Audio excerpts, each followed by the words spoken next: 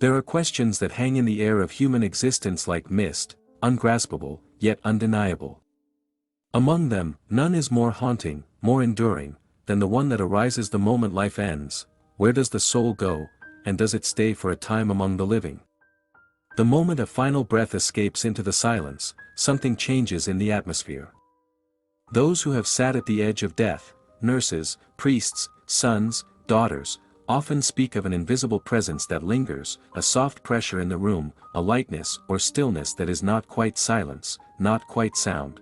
Throughout history, every civilization has attempted to answer the unanswerable. Ancient rituals, death rites, and sacred texts have not merely tried to explain what happens after death, but have revealed a universal intuition, that the soul does not vanish instantly. It remains. It watches. It remembers. In the dense labyrinth of Vedic texts, it is said that the soul, Atman, takes several days to detach fully from the body. The physical death is merely the first of many deaths. There is a separation from the senses, from the thoughts, and from the deep identity that has been forged over a lifetime. In Hindu tradition, 13 days of rituals follow death, designed not only to honor the deceased, but to help the soul complete its detachment from earthly ties and move forward. Until that transition is complete, the soul is said to hover near the physical realm, often revisiting familiar places, drawn by emotion or unfinished connections. In the Buddhist view, particularly within Tibetan Buddhism, the Bardo state, the intermediate state between death and rebirth, is not a metaphor, but a literal spiritual phase. Lasting up to 49 days, this period is a passage of fluctuating clarity and confusion, where the soul encounters visions, memories, and karmic imprints. It is not entirely here, nor entirely gone. It may witness the mourning of its loved ones. It may attempt communication. It may even be aware of prayers spoken in its name. The living, through their thoughts and actions, can influence the soul's journey. There is, within this doctrine, a powerful sense of connection that lingers beyond the grave. Christian mystics have often written of an intermediate state, a place between heaven and earth, in which the soul awaits judgment, purification, or resolution. In early Christian theology, the idea of purgatory emerged, not necessarily as punishment, but as a necessary purification. During this phase, the soul is aware, conscious of the impact of its life, and in some interpretations, even capable of visiting the realm it just left. Ghosts in this context are not wayward spirits, but souls paused in liminality, tethered by regret, guilt, or longing. The Orthodox Christian tradition holds to the belief that for 40 days after death, the soul visits places it has known. It revisits its home, the places it loved, and the people it cherished.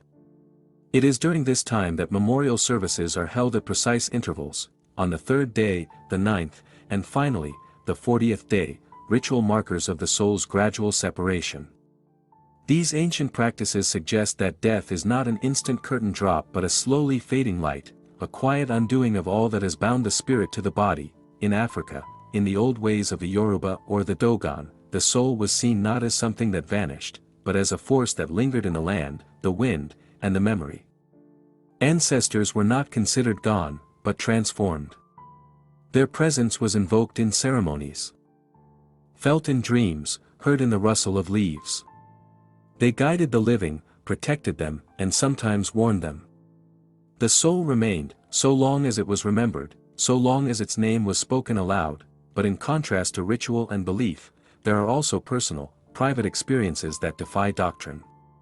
Stories not found in holy books, but whispered across cultures. The child who hears her mother's voice days after her funeral. The old man who sees the silhouette of his late wife at dusk every evening for a week. The dreams so vivid they do not feel like dreams at all, but visitations. The flickering lights. The stopped clocks. The scent of perfume in an empty room. Are these tricks of grief? Of the mind reaching for what is lost? Or are they signs that the soul has not entirely left? Modern science offers few concrete answers. The soul, if it exists in material terms, leaves no detectable residue. Consciousness, that most intimate and yet ungraspable force, cannot be weighed or measured. And yet, even here, new paradigms emerge. Quantum physics does not deal in absolutes. It teaches us that matter can exist in multiple states, that particles separated by vast distances can remain connected, entangled, as if time and space are not barriers at all. Could consciousness behave in similar ways? Could it stretch across realms, linger in fields of memory and intention, flicker between dimensions not yet understood? Some scientists, cautiously, reluctantly, have begun to entertain the idea that the mind may not be confined to the brain.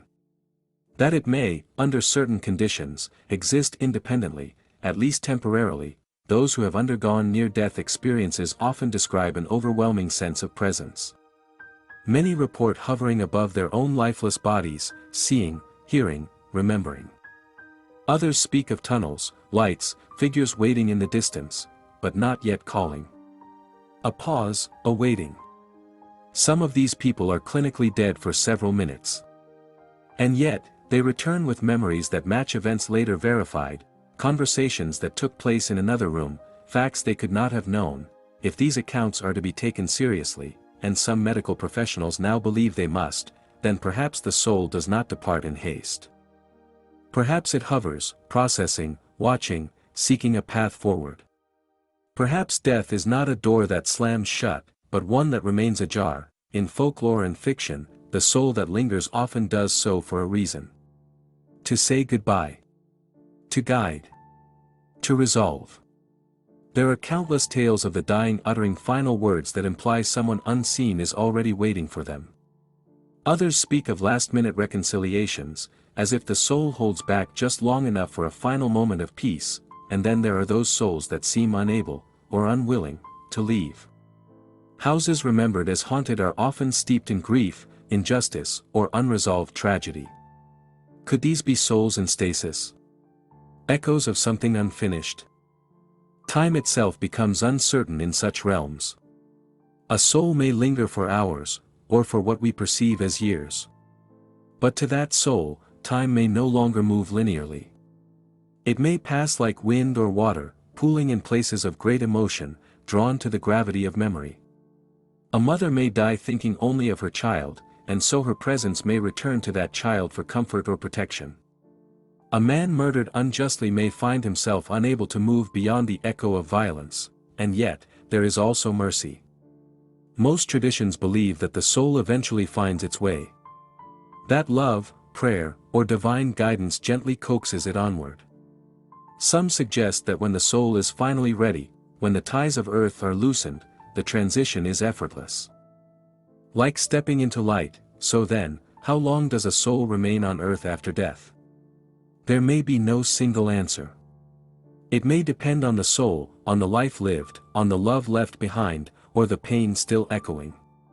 Some may leave quickly, like a bird startled into flight. Others may linger like fog over a river, slow to lift, but even as they depart, they leave traces, an old song that stirs the heart without warning, a sudden chill, a whisper just outside hearing. And perhaps that is the truest sign that a soul was here. That it was, and still is, in some way beyond measure. That the line between life and death is not a border, but a veil, and through that veil, souls pass, slowly. Silently, carrying with them the weight of love, the memory of earth, and the soft astonishment of having once been alive.